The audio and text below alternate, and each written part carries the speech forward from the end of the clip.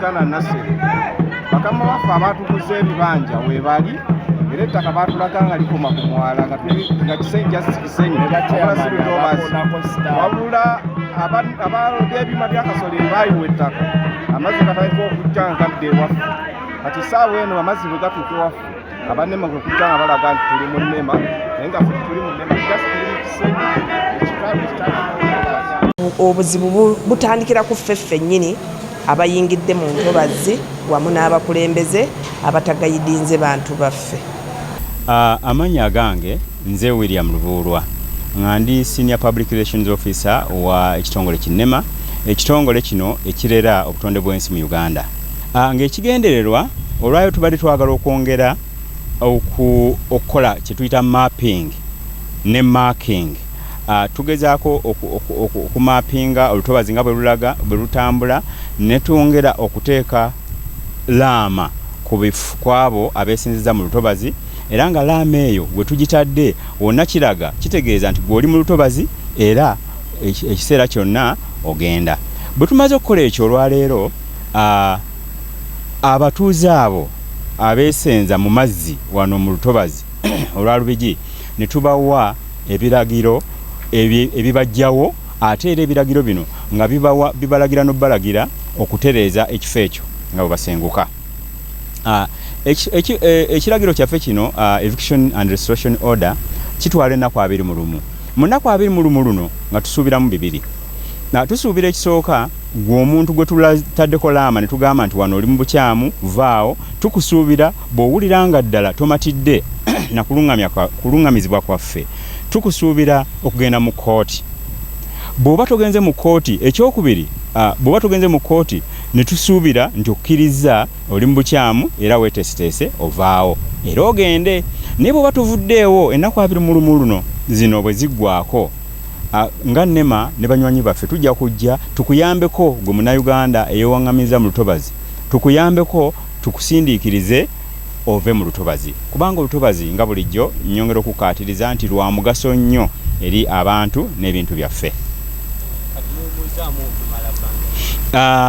Nja kuba mbategeeza essaawa yonna naye nga kakati gye tusinze okwefunyirirako ku ssaawa zino kwe kwongera okutegeeza abantu oludda luno lwe tulaga twava eno nga Busega naye katutandise tusaze oluguudo luno Hoima Road tutandise twaŋŋange bwayise tutaddewo laama era ne tubategeeza nti tubawadde ennaku 21 okukola ebyo ebibiri otutwale mu kooti oba osenguke nga bukyali.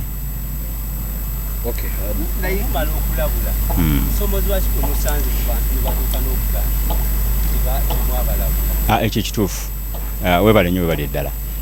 Buli tumala okulabula oba ne tujja ne tukola ebikwekweto nga bino tufuna okusoomoozebwa naddala okuva mu b'ebyobufuzi naddala abo abaagala okwesimbawo bajja ne babuzaabuza abantu baffe ne babategeeza nti nneme esaaga nneme ebalimba wamma musigale. Omuntu omu teebereza n'abuzaabuza ekitundu kyonna n'abagamba nti nze nja kuboogererayo naye obanno lwaki obabuzaabuza lwaki obalinda balwanyise amateeka ga nnema kwetambulira ate enkya nga nneme ejja kudda ebasengule. N'olwekyo nno wano nsaba bannabyabufuzi bonna nga tonnakutunuulira ku ki kyoyagala okufuna enkya mu byobufuzi sooka wetunuulire ggwe ng'omuntu otunuulire ne banno b'owangala nabo mu kitundu. Tubasaba nti nnema bw'eba ebatuuseeko ne bagamba nti wano muveewo muli mu lutobazi tubasaba mulwamuke olutobazi. Waliwo bagamba nti basinga okunyumira nga n'ennema naye nabo mwabasingeddewo naye nga bali mu lutobazi.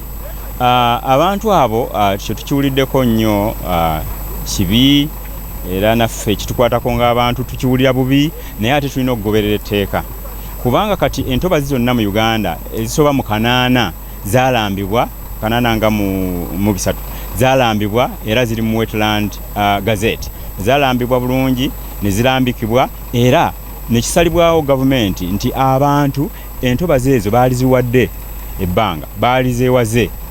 N'olwekyo bw'oba oli mu lutobazi oba obaddewo emyaka emeka tosuubira nti gavumenti egenda kukuliyirira kubanga oli mu lutobazi. Olutobazi olwo lwatondebwa nga lulina emigaso gyalwo. Entobazi zisengejja amazzi zikwata amataba agaali badde gabuutikira Kampala ne Wakiso. Zibeeramu ebintu nga obubala abantu bwe bayinza okulya ziwanirira ebintu nga craft industry. Bajjamu basikamu ebitoogo ne bagenda ne baluka ebibbo ne bakola ebintu bwe bityo. N'olwekyo entobazi tuzirekere emirimu gyazo egyatondebwa. We are not frogs. We are not supposed to be in wetlands.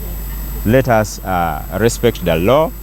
Let us not politicize this activity.